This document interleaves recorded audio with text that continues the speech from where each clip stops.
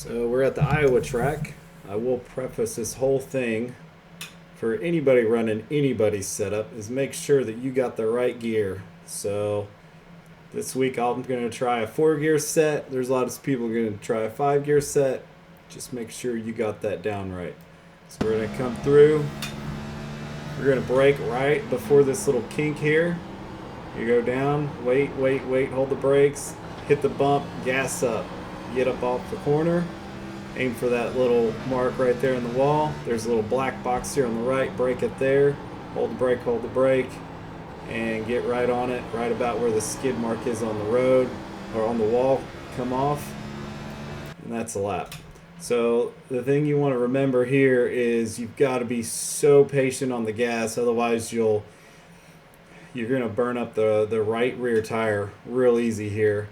And try not to drive in too hard. It's going to be really bad if you drive really hard, because what's going to happen is you start burning up the right rear on exit, and then it's going to start drifting really bad on entry, and you just can't fix it after it starts drifting on entry. So braking point, first turn. You see I'm already on the brakes, and I'm well before this kink here. You can go in as deep as the kink, but I would, to save tires, I would do it well before that. There's a couple of marks here on the wall, some damage that you can see that you can use as a brake point.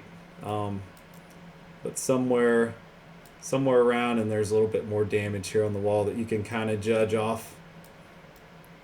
And you're braking about 30-35%, and you're going to hold that.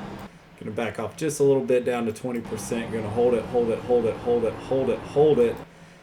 and you're going to back off about where this block meets the track, and then you're just going to wait until you hit that bump. You can see the whole car. You'll feel it in your steering wheel. It's just brutal. If you look at the telemetry, it bounces like 2 inches off the track. It's ridiculous.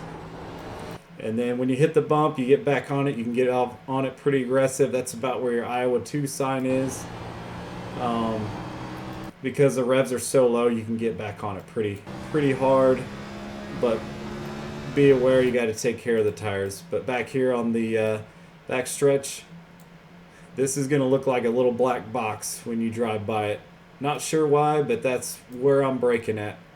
So where all the supports meet. Going to hit the brake. Same, about 30%.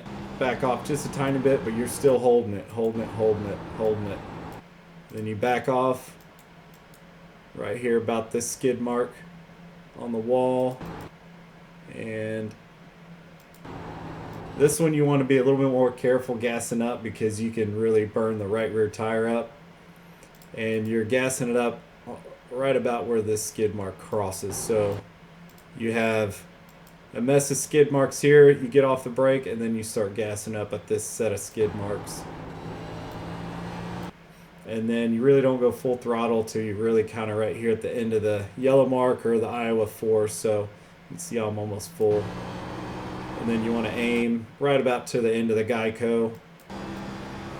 And there's your lap.